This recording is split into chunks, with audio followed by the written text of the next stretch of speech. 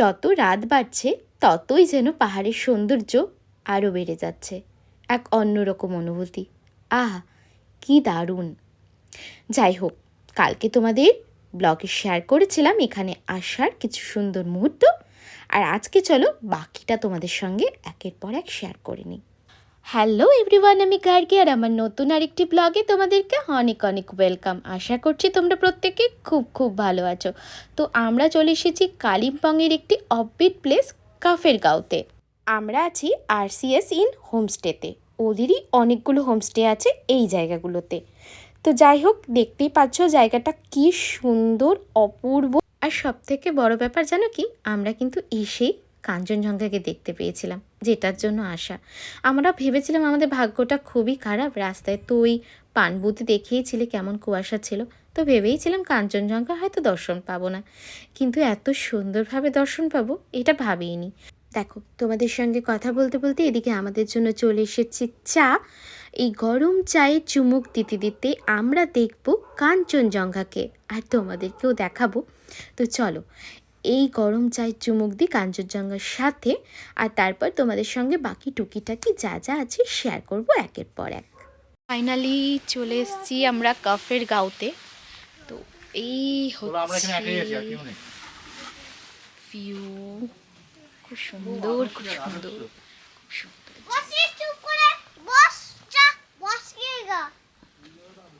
খুব সুন্দর জায়গা। ওগুলো ফ্রুট নয়, ওগুলো দেখো সুন্দর একটা গাছের পাতা, দেখেছো? এই দেখো কি সুন্দর সুন্দর, দেখো দেখো কি সুন্দর গাছের পাতা, দেখেছো? এই দেখ, এটা ফল। এটা ফল না। বিহানের এই গাছের পাতাকে ফল বলায় মনে পড়লো কাফেরগাঁওতে একটি ফুল পাওয়া যায়, লেপচা নাম যার হচ্ছে কাফের। সেই কাফের থেকেই নাকি এই গ্রামের নাম হয়ে যায় কাফেরগাঁও। আর এই গ্রামের থেকে মানে কাফেরগাঁও থেকে লোলেগাঁয়ের দূরত্ব মাত্র 5 কিলোমিটার, আর কালিম্পং থেকে কাফেরগাঁয়ের দূরত্ব ওই মোটামুটি 45 কিলোমিটার। এই হোমস্টে থেকে কালিম্পংয়ের দূরত্ব ওই মোটামুটি প্রায় 50 কিলোমিটার। গুগল থেকে যতটুকু জানতে পেরেছি, মূলত এই গ্রামের বাসিন্দারা হচ্ছে লেপচারাই। দেখতে দেখতে সন্ধ্যাও নেমে এলো, গোধূলি আলোয় আকাশটা কি অপূর্ব লাগছে। এখন 5:51 বাজে, আর এখন ভিউটা দেখো, পুরো সূর্য অস্ত যাচ্ছে, আর এখানে লাইটগুলো জ্বলে গেছে। লাইটগুলো কি দারুণ দারুণ লাইট। বিহান খেলা করছে এখানে, এত সুন্দর জায়গাটা আছে।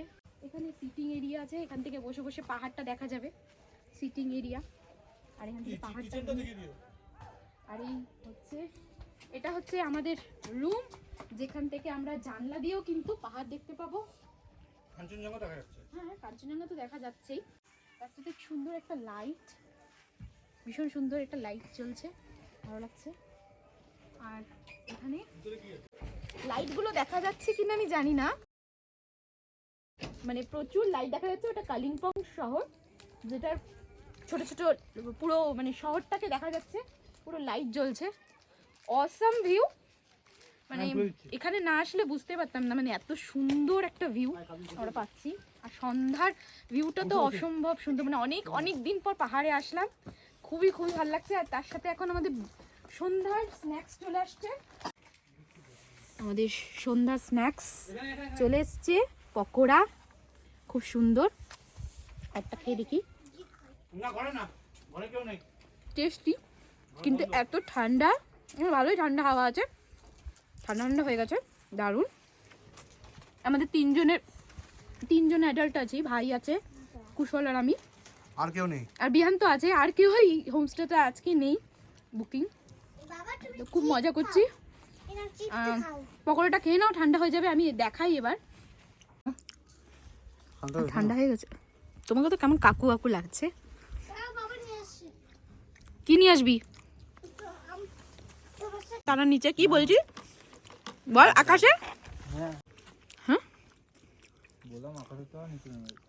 নিচে পাহাড়, সব লাইট জ্বলে গেছে পাহাড়ে, দারুণ। আমরা ছাড়া আর কেউ নেই। হোমস্টেটার নামটা বলে দাও। RCS in homestay. এবার তোমাদের সঙ্গে শেয়ার করা পারলা আমাদের রুম ট্যুরের। তো চলো ফটাফট তোমাদেরকে রুম ট্যুরটা দিয়ে নিই। এখানে সে যেটা দেখলাম, এখানে 2 রকমের রুম আছে, একটা উডেন ফিনিশের রুম আর একটা হচ্ছে স্টোন।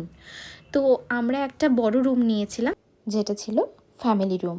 আর এই রুমে কিন্তু 2টো বেড আছে। সন্ধ্যা লেগে যাবে বলে আমি কিন্তু এসেই আগে রুম ট্যুরটা ভিডিও করে নিয়েছিলাম, তারপরে বাকি তোমাদের সঙ্গে অন্য কিছু শেয়ার করলাম। তো ভাবলাম এখন তোমাদেরকে রুম ট্যুরটা আগে দেখিয়ে নিই। তো চলো আজকে তোমাদেরকে আমাদের রুমটা শেয়ার করছি, কালকে চেষ্টা করব তোমাদেরকে স্টোনের যে রুমগুলো আছে সেগুলো শেয়ার করার। এই হলো আমাদের রুম, দেখতে পাচ্ছ ডাবল বেডের রুম, যেখানে দুজন দুজন তো আরামসেই চলে যাবে। আর যদি ছোট বাচ্চাও থাকে কারো, 3জন করেও কিন্তু আরামসে চলে যাবে, বেডটা বেশ বড়ই আছে। আর এখানে একটা বসার জায়গা আছে খুব সুন্দর। আর সাজগোজ করার জন্য একটা ছোট্ট মিরর রাখা আছে, এখানে কিন্তু সাজগোজ করতে পারবে আরামসে। আর এরপর চলো তোমাদেরকে বাথরুমটা দেখে নিই। বাথরুমটা বেশ বড় সড়ই আছে, কোমোট আছে, আর সুন্দর বেসিন আছে, তার সাথে আয়নাও আছে, গিজারও আছে। আর নিচে কিন্তু একটা ছোট টুল দেওয়া আছে, বসে বসে আরামসে স্নান করা যাবে, বালতি মগ সবই দেওয়া আছে। এই গেল আমাদের রুম ট্যুর। তোমাদের কেমন লাগলো অবশ্যই জানিও। বাইরে বেরিয়ে দেখি আমার ছেলে নাচ করছে। বিহান, তুমি কি করছো? খাচ্ছি এটা। কি খাচ্ছো? এটা তোমার এখানে কেমন লাগছে? পাহাড়টা কোথায়? পাহাড় কোথায় বলো? তুমি কোথায় আসছো বেড়াতে? এখন এখানে কোথায়? এটা কোথায় বলো? বল বাড়ি নাকি? কোথায় এসছো? পাহাড়ে? বাড়ি থেকে সেই দুপুরবেলা বেরিয়েছি, তখন বিহান খেয়ে বেরিয়েছিল, তারপর তো আর ও আর কিছুই খায়নি। আমরা নয় টুকটাক কিছু খেয়েছি, ও তো সেরকমভাবে কিছু খায় না। তো ওর খিদে পেয়ে গেছিলো বড্ড, আর আমি ওর খাবার দাবার আমার সঙ্গে ক্যারি করি।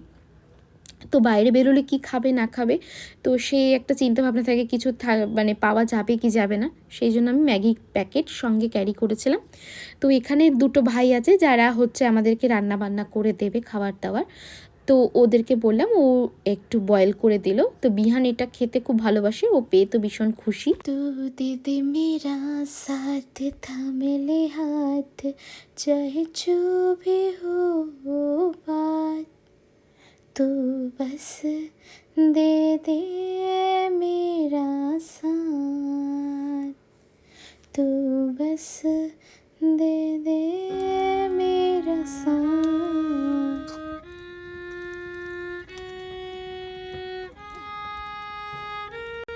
ভাই এই যে নিয়ে এসছে বেহালা, আর এখানে আমাদের বনফায়ার হচ্ছে, এবার বারবিকিউ হবে।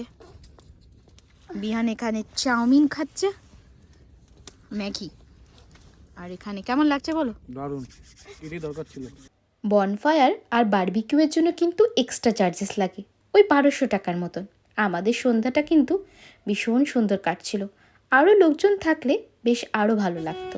যাই হোক, আর কি করা যাবে।